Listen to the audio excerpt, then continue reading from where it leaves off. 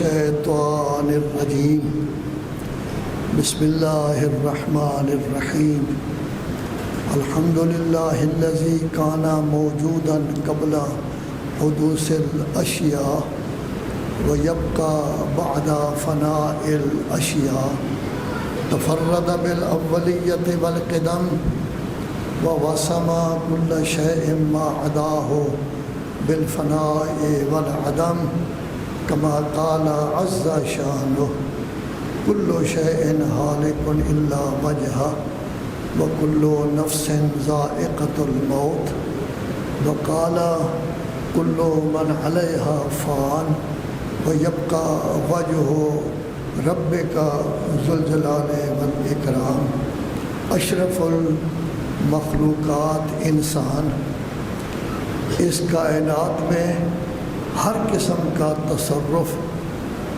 کرنے والا انسان اللہ تبارک و تعالیٰ نے اس کو تھوڑی سی عمر دی ہے اور اس میں بھی پہلے 15 سال رکھ دیے گئے ہیں کہ ابھی یہ بچہ ہے 15 سال کے بعد واجب قرار دیا جاتا ہے کہ اللہ کے احکام پر عمل کیا جائے تاکہ اس کے بعد 20 30 50 60 جتنا سال بھی رہتا ہے وہ اللہ کے احکام پر عمل کرتا رہے جہاں تک اللہ تبارک و تعالیٰ کا تعلق ہے وہ صرف ہمارا ہی خالق مالک نہیں بلکہ پوری کائنات کا بلا شرکت غیر وہی خالق بھی ہے مالک بھی ہے اپنے کتاب قرآن مجید میں بار بار کہتا ہے کہ میں نے آسمانوں کو پیدا کیا میں نے زمینوں کو پیدا کیا سبزے کو پیدا کیا نباتات کو کیا اور کوئی ہے میرے ساتھ جو میرے شریک ہو پیدا کر رہا ہو میں نے پانی برسایا میں نے یہ کیا وہ کیا اور کوئی ہے جب کبھی آپ مضطر ہوتے ہیں یجیب المضطر اذا دعا اور کوئی ہے تو ظاہر ہے کہ یہ تمام اللہ تبارک و تعالی نے یہ بتایا ہے کہ صرف آپ کے لیے نہیں جو لا الہ الا اللہ پڑھتے ہیں بلکہ پوری کائنات کے لیے ہاتھی کا بھی میں خالق ہوں چیونٹی کا بھی میں خالق ہوں آسمان و زمین و تمام چیزوں کا میں خالق ہوں اور میری خالقیت عمومی ہے اور جب آپ نماز پڑھتے ہیں ہم اگر تھوڑا سا توجہ کر کے نماز پڑھیں کہ ہم اس میں کیا کہتے ہیں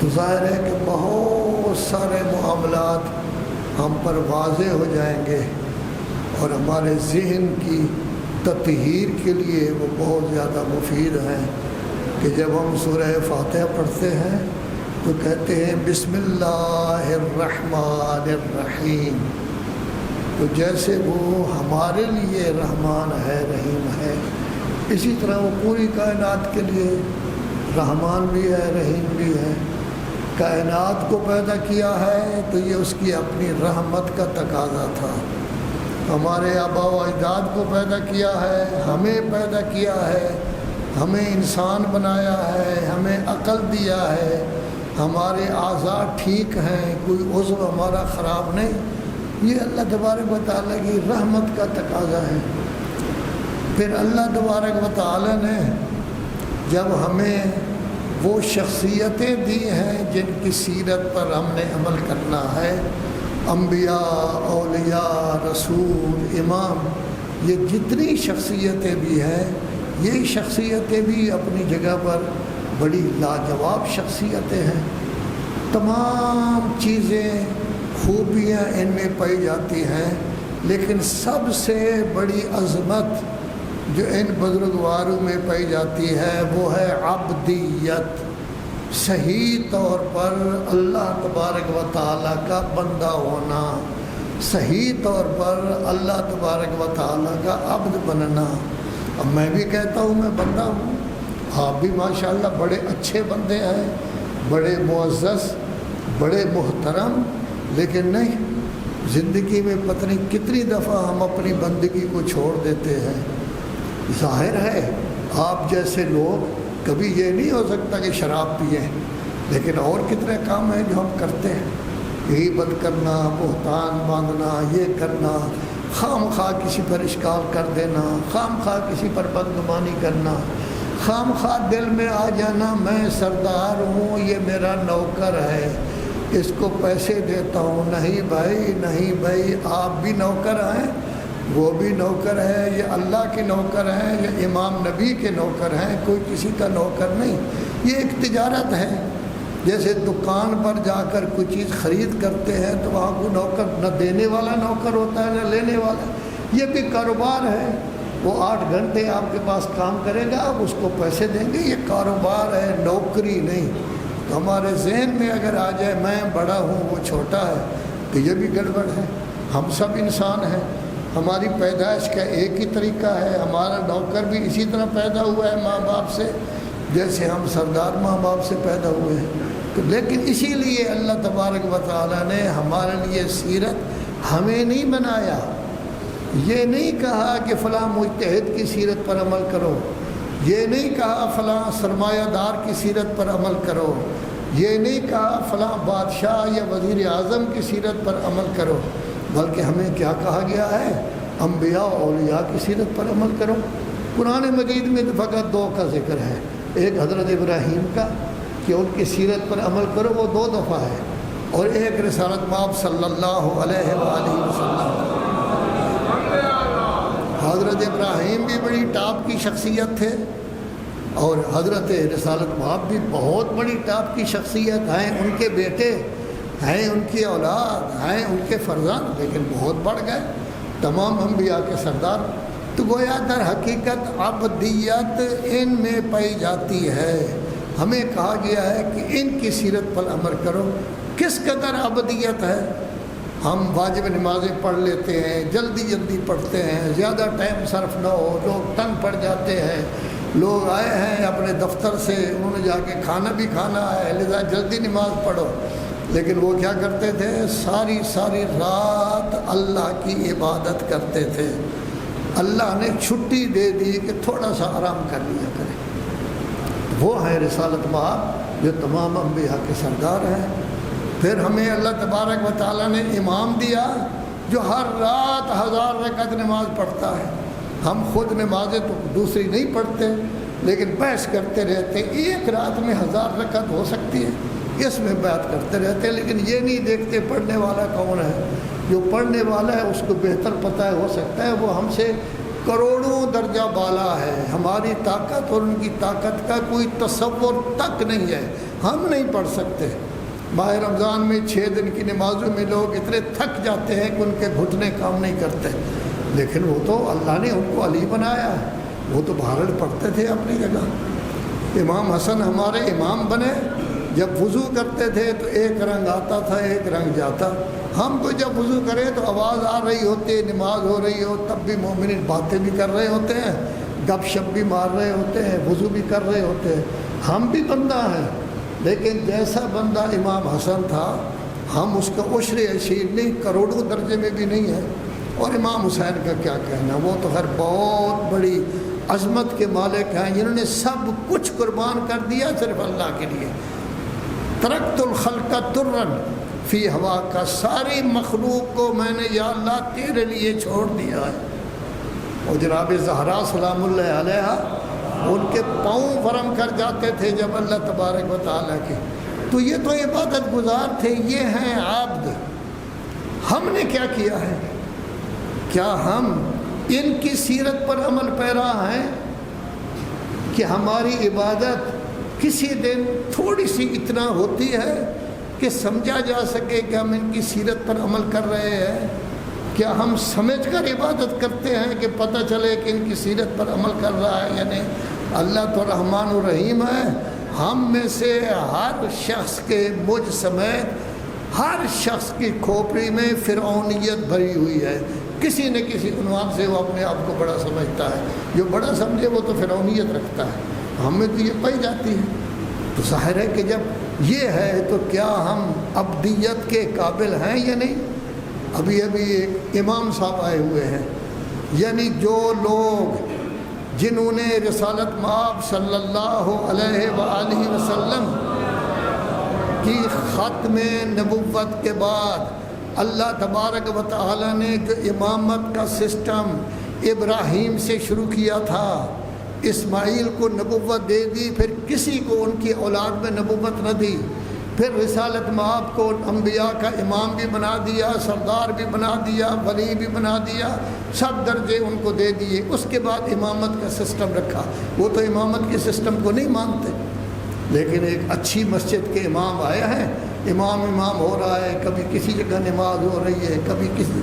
کاش آپ میں بھی رواداری ہوتی، آپ میں بھی یہ ہوتا کہ چلو مسجد نبوی سے آئے ہیں، ان کو جا کے دیکھیں، کسی ایک نماز میں جا کے شریک ہو جاتے، اپنے ہاتھ کھلے رکھتے، وہاں نماز پڑھتے، تو کم از کم آپ کو یہ تو پتہ چلتا نا کہ حضرت امام صاحب تشہد میں درود کس طرح پڑھتے ہیں، کیا اس میں اور لوگوں کو بھی شامل کرتے ہیں، یعنی یقیناً شامل نہیں کرتے۔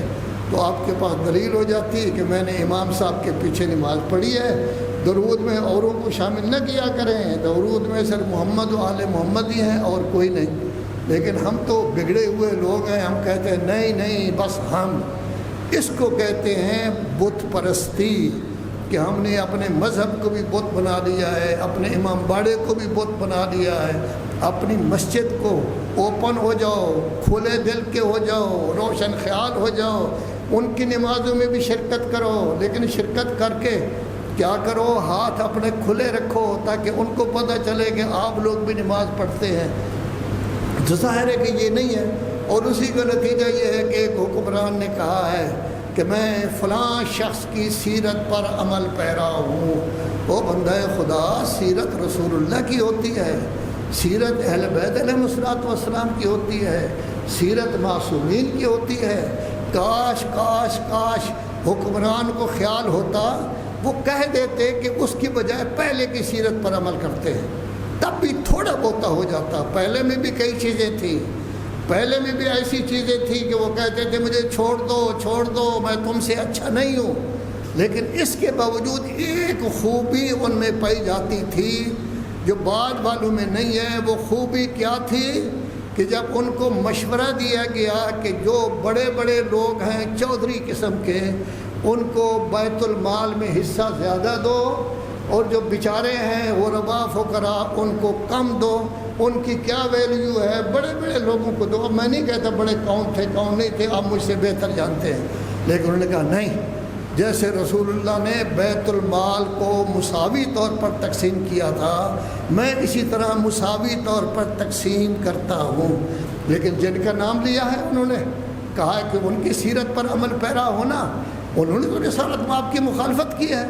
سب سے پہلے شخص ہیں کہ جنہوں نے طبقاتیت پیدا کی ہے، جنہوں نے تفوق پیدا کیا ہے، فلاں بڑے ہیں فلاں چھوٹے ہیں، فلاں بڑے چھوٹے عزت کرو ان کی، چونکہ وہ پہلے سے ہیں۔ لیکن مال میں تو بڑا چھوٹا کوئی نہیں ہوتا، پیٹ میں تو بڑا چھوٹا کوئی نہیں ہوتا، پیٹ تو ایک ہی جیسا ہوتا ہے، منہ بھی ایک ہی جیسا ہوتا ہے، دانت بھی ایک ہی جیسے ہوتے ہیں۔ رسول اللہ کی سیرت تھی مساوات، بیت المال کو مساوی تقسیم کرنا ہے۔ انہوں نے طبقاتیت پیدا کی، بڑے چھوٹے، یہ عرب ہے یہ غیر عرب ہے یہ فلاں فلاں۔ نتیجہ یہ ہے کہ تفریق پیدا ہو گئی، اور آج بھی تفریق ہے۔ میں کہتا ہوں اگر آپ نے کہنا بھی تھا تو پہلے کا نام لے لیتے، کیونکہ پہلے نے بھی وہی کام کیا ہے جو رسول اللہ کرتے تھے، یعنی بیت المال میں مساوات، ہر کسی کو ایک جیسا۔ جو آدمی پہلے مسلمان ہوا ہے اس کو بھی حصہ مال میں وہی ملے گا، جو آج مسلمان ہو رہا ہے اس کو بھی حصہ یہی ملے گا۔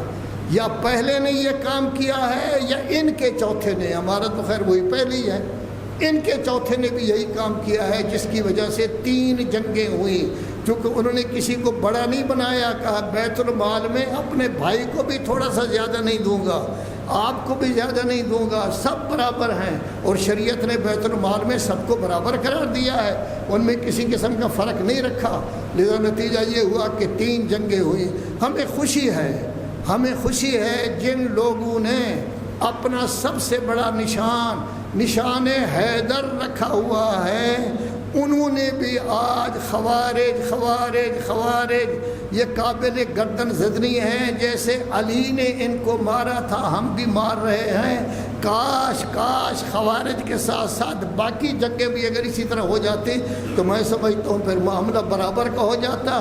رسول اللہ بھی مساوات کے قائل، پہلے بھی مساوات کے قائل، ان کے چوتھے بھی مساوات کے قائل، درمیان میں طبقاتیت۔ اب پاکستان میں طبقاتیت ہے، پاکستان میں برابری نہیں ہے۔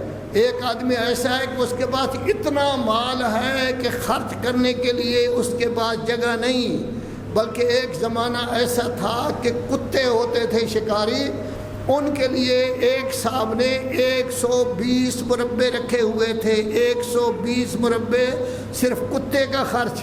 کتے کی چارپائیاں پلنگ ہوتی تھیں، ان کے بستر ہوتے تھے، ان کو دودھ پلایا جاتا تھا، ان کو بادام رگڑ کر پلائے جاتے تھے تاکہ ان میں طاقت پیدا ہو، شکاری کتے ہیں شکار کر سکیں۔ 2200 مربے زمین کا مالک، 120 مربے۔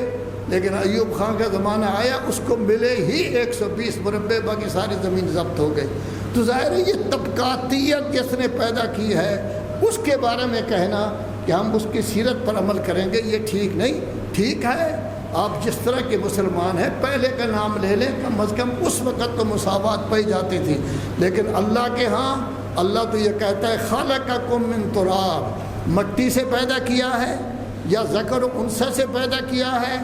آپ کے شعبے اور قبائل اس لیے بنا دیے گئے ہیں تاکہ کیا ہو سکے، کم از کم جو ہے وہ برابری ہو، آپ کو پتہ ہو۔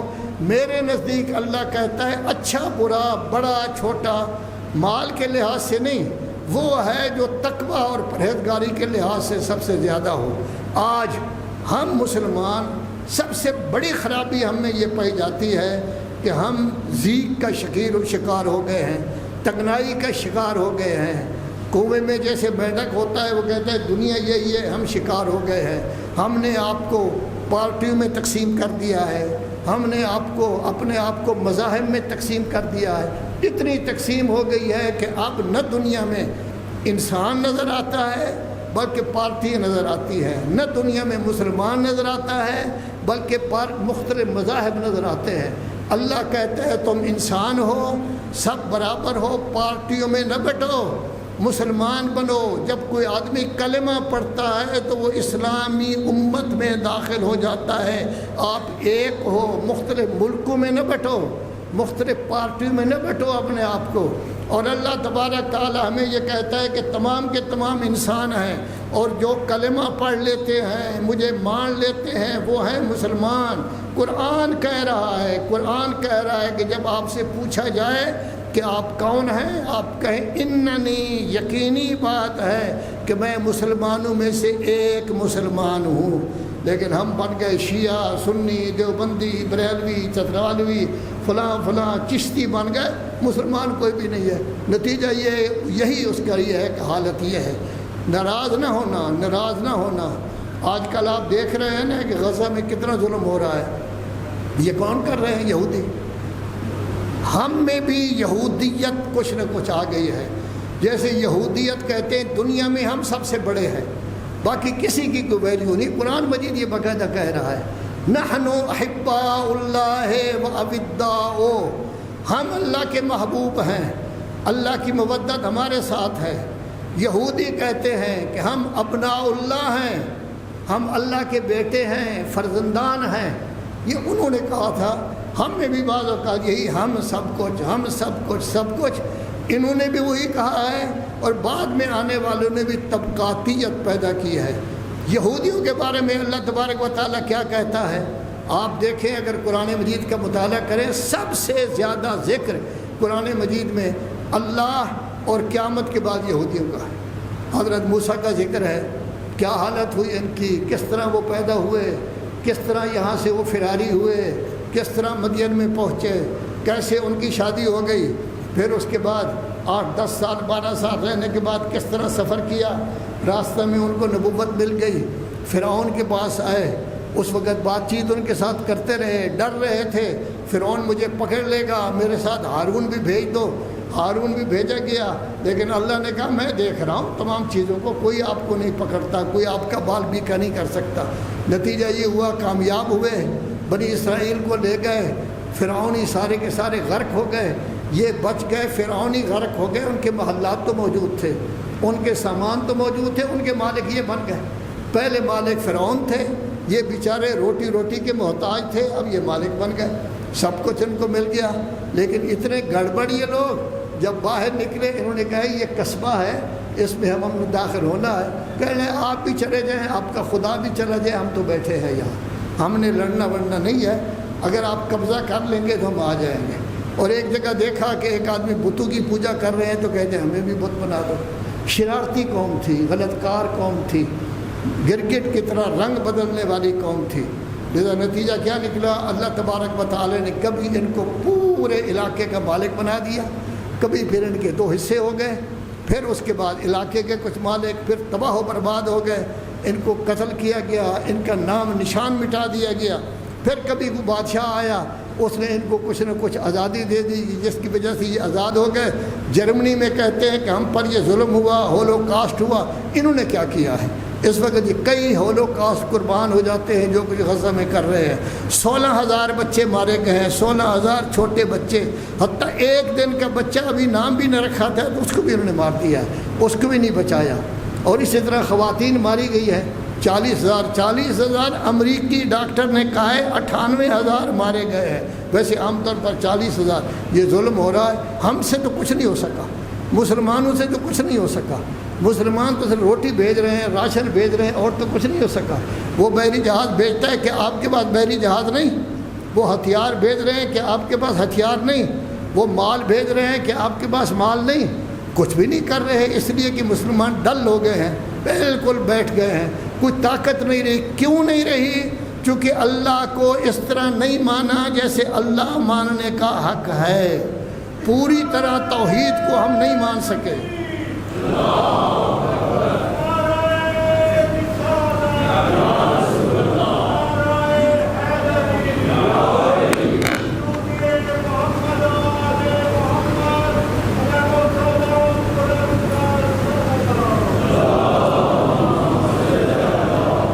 سورہ اعراف نزول کے لحاظ سے جس کا جو ہے وہ نمبر 39 ہے، ان میں ان کی تمام شرارتوں کا ذکر کیا گیا ہے، جو ان پر عذاب آئے ہیں ان کا ذکر کیا گیا ہے۔ یہ 40 سال برابر پھرتے رہے، صبح سفر کرتے تھے، شام کو اسی جگہ ہوتے تھے جہاں سے یہ چلے تھے۔ یتیہون فی الارض، سرگرداں رہے، من و سلوہ ملتا تھا تو کہنے لگے جی ہمیں تو پیاز چاہیے، ہمیں تو دال مسور چاہیے، ہمیں تو تھوم چاہیے، یہ چیزیں چاہیے۔ تو ظاہر ہے کہ یہ ایسی غلط قوم تھی۔ اس میں صرف اتنا کہا گیا ہے قد وقع علیکم رجس و غضب۔ اللہ تبارک و تعالیٰ کے نزدیک یہ پلیت بھی ہے اور اللہ تبارک و تعالیٰ کا غضب بھی ان پر موجود ہے۔ یہ ان کے لیے کسی ایک قوم کو اللہ نے سامنے مخاطب کر کے نہیں کہا کہ یہ پلیت ہیں اور ان پر غضب ہے۔ پھر سورہ بقرہ 87 نمبر ہے، اس میں اللہ تبارک و تعالیٰ یہ ارشاد فرما رہا ہے سورہ بقرہ میں، اہبطوا مصرا، من و سلوہ اگر آپ کو نہیں چاہیے، آپ کو پیاز چاہیے، آپ کو جو ہے وہ دال مسور چاہیے، تھوم چاہیے، اہبطوا مصرا فإن لکم ما سألتم، آپ شہر میں اتر جائیں، آپ کو سب کچھ وہاں مل جائے گا۔ وَضُرِبَتْ عَلَيْهِمُ الذِّلَّةُ وَالْمَسْكَنَةُ، ذلت اور بیچارگی کی مہر آپ پر لگ گئی ہے۔ وَبَاءُوا بِغَضَبٍ مِّنَ اللَّهِ، اللہ کے غضب کا آپ کا ٹھکانہ اللہ کا غضب ہوگا۔ کیوں؟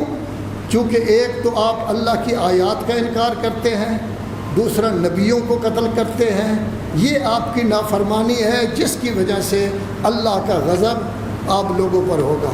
پھر اس کے بعد 99 نمبر جس کو اردو میں آپ نواسی کہتے ہیں، سورہ آل عمران میں ذکر کیا گیا ہے، ضُرِبَتْ عَلَيْهِمُ الذِّلَّةُ أَيْنَمَا ثُقِفُوا، اے یہودیوں جہاں بھی جاؤ گے ذلت آپ کے ساتھ ساتھ رہے گی، إِلَّا بِحَبْلٍ مِّنَ اللَّهِ، یہ بنیادی چیز ہے، مگر یہ کہ اللہ کی طرف سے آپ کو کچھ طاقت مل جائے۔ ایک وحبل من الناس، اور انسانوں کی طرف سے آپ کو طاقت مل جائے۔ آج مسلمان سب کچھ ہیں، اسلام کو چھوڑ چکے ہیں۔ جو لوگ انگلینڈ جاتے ہیں، یورپ جاتے ہیں، بوڑھے لوگوں سے لوگ پوچھتے ہیں ہاں جی بتائیں انگلینڈ کیسا ہے، یورپ کیسا ہے؟ وہ کہتے ہیں پاکستان میں مسلمان ہیں، یورپ اور انگلینڈ میں اسلام ہے بھی حقیقت۔ وہ جھوٹ بھی نہیں بولتے، ملاوٹ بھی نہیں کرتے، نہ دودھ میں ملاوٹ کرتے ہیں، نہ چائے کی پتی میں وہ ملاتے ہیں مسور کے، وہ ہے کہ اس کو کچھ نہیں کرتے۔ وہ سیدھی سادھی بات ہوتی ہے، ان کا صحیح کام کرتے ہیں۔ اخلاق ٹھیک نہیں ہے، ان کا کردار ذاتی ٹھیک نہیں ہے، لیکن یہ سب چیزیں ٹھیک ہیں۔ تو اللہ تبارک و تعالیٰ یہ کہتا ہے اے مسلمانوں تم تو اسلام کو چھوڑ چکے۔ جن لوگوں نے امامت کا سسٹم نہیں مانا، ایسے سمجھیں جیسے یہودی تھے، حضرت عیسیٰ کو نہیں مانا پیچھے رہ گئے، عیسائی تھے رسالت مآب کو نہیں مانا پیچھے رہ گئے، مسلمان ہوئے رسالت مآب کے بعد امامت کے سسٹم کو نہیں مانا پیچھے رہ گئے۔ اور جو امامت کے سسٹم کو ماننے والے ہیں، جن کو کہا جاتا ہے کہ مولا کائنات کو پہلا امام سمجھتے ہیں، اور امام زمانہ اجل اللہ تعالی فرجہ الشریف کو، لیکن ہم بھی اللہ کے قرآن سے بھی دور ہیں، نہ ترجمہ، نہ اس کو سمجھنا ہے، نہ اس کو اپنی زندگی کا ایسا بنانا ہے کہ ہم نے قرآن مجید ہی پر عمل کرنا ہے، اپنی زندگی کو اس کے مطابق ڈھالنا ہے۔ نہ اہل بیت کے ساتھ سکی محبت ہے، خشک محبت، ان کے فرامین 40,195 ان پر بھی عمل نہیں کرنا، پھر اسلام کہاں ہے؟ جب اسلام نہیں ہے تو اللہ تبارک و تعالیٰ سزا دے رہا ہے۔ اے مسلمانوں، کلمے کی لاج نہیں رکھی آپ نے، رسالت مآب کے کلمے کی لاج نہیں رکھی، ولایت علی کی لاج آپ نے نہیں رکھی، اپنے آپ کو نہیں سنبھالا، آپ نے آپ کو اللہ کا بندہ نہیں بنایا۔ دیکھو اتنی سی چھوٹی قوم ہے، آپ اتنے زیادہ ہیں، اس کے باوجود وہ چھوٹی قوم جو ہے آپ پر غلبہ حاصل کر رہی ہے۔ وَحَبْلٍ مِّنَ النَّاسِ، امریکہ کی طرف سے اس کو طاقت مل گئی ہے، عزت مل گئی ہے، اسلحہ مل گیا ہے۔ امریکہ کے اسلحہ کا ڈپو اسرائیل کو بنایا گیا ہے، سب کچھ اس کے پاس موجود ہے، پورا امریکہ ان کا غلام بن گیا ہے۔ اسرائیل بادشاہ ہے، امریکہ غلام ہے، لیکن اللہ کہتا ہے کچھ بھی ہو، کچھ بھی ہو، وَبَاءُوا بِغَضَبٍ مِّنَ اللَّهِ، اللہ کا غضب ان پر ہوگا، ضُرِبَتْ عَلَيْهِمُ الْمَسْكَنَةُ، ان پر مہر لگ گئی ہے۔ کیوں؟ کیونکہ اللہ کی آیات کا بھی انکار کرتے ہیں، انبیاء کا بھی انکار کرتے ہیں، ان کو قتل بھی کرتے ہیں۔ ذَلِكَ عَصَبَّ لِمَا أَصَبَّ بِمَا كَانُوا يَعْتَدُونَ، یہ ظالم لوگ ہیں۔ تو گویا در حقیقت ان کو چھوٹ ملی ہوئی ہے ہماری بے عملی کی وجہ سے۔ اگر ہم واقعاً مسلمان بن جائیں، لا الہ الا اللہ کا ہمارے ذہن میں خیال ہو کہ ہم نے معاہدہ کیا ہے، بس اللہ کی بات کو مانیں گے، پھر ہم نے کہا ہے محمد رسول اللہ کے رسول جو کچھ فرمائیں گے اسی پر عمل کریں گے، پھر ہم نے کہا ہے اضافی، دوسرے مسلمانوں نے نہیں کہا علی ولی اللہ، پھر اللہ نے ہمیں امام بھی پاک دیے ہیں۔ پاک اماموں کے ماننے والوں کو بھی اتنا ضرور پاکیزہ ہونا چاہیے کہ کم از کم تھوڑا سا رابطہ تو ان کے ساتھ ہو جائے نا۔ اگر وہ بالکل ہم خاک ہیں اور وہ بالکل نور ہیں تو خاک اور نور کا رابطہ ہی نہیں ہے، لیکن خاک میں اگر تھوڑی سی روشنی آ جائے، 5% آ جائے، 10% ہم سیرت پر عمل کریں، اس کا نتیجہ یہ ہوگا کہ ہم میں بھی نورانیت پیدا ہو جائے گی، ہم میں بھی طاقت پیدا ہو جائے گی، ہم میں بھی قوت پیدا ہو جائے گی۔ جب دشمنی کا زمانہ آ جائے، جب ظلم کا زمانہ آ جائے، قتل و غارت، تو ایسی صورت میں ہمارے علم بھی نہیں اتریں گے، ہماری شیعت بھی ختم نہیں ہوگی، طاقت بھی ہوگی، وگرنہ ڈھیلے ڈھالے ہوں گے۔ جب دیکھا آرام ہے تو علم بھی لگ گئے، سب کچھ ہو گیا، ماتم بھی ہو رہا ہے، جب دیکھا کہ نہیں تو اس کے بعد پھر پیچھے ہٹ گئے۔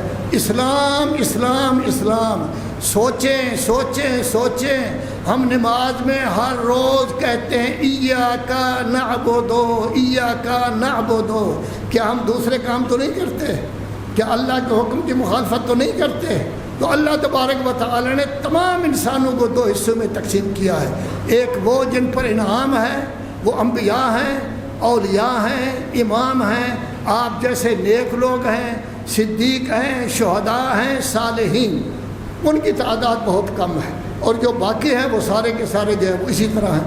اور دو قسمیں ایسی ہیں، ایک پر اللہ کا غضب ہے اور گمراہ۔ اللہ کا غضب یہودیوں پر ہے، گمراہ بھی۔ ہم اگر گمراہی سے بچنا چاہتے ہیں، طبقاتیت سے بچنا چاہتے ہیں، انسان کی عزت انسان کے دل میں پیدا ہو جائے، ایک دوسرے کی ہمدردی پیدا ہو جائے، جو کچھ ہمارے پاس ہے، بھوکا ہو تو ہم اس کو بھی باقاعدہ خرچہ دیں، یہ ہے اسلام۔ لیکن اگر ہم کھانا کھا کر سیر ہو کر سو جائیں اور دوسری جگہ ایک ایسا آدمی میں ہو بچوں کے لیے پیسہ نہیں، اللہ کہتا ہے ساری رات اللہ کی رحمت آپ پر نہیں ہوگی۔ کیوں؟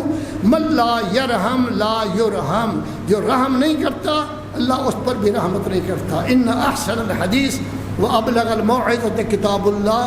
اعوذ باللہ من الشیطان الرجیم، بسم اللہ الرحمن الرحیم، والعصر ان الانسان لفی خسر الا الذین آمنوا وعملوا الصالحات وتواصوا بالحق وتواصوا بالصبر۔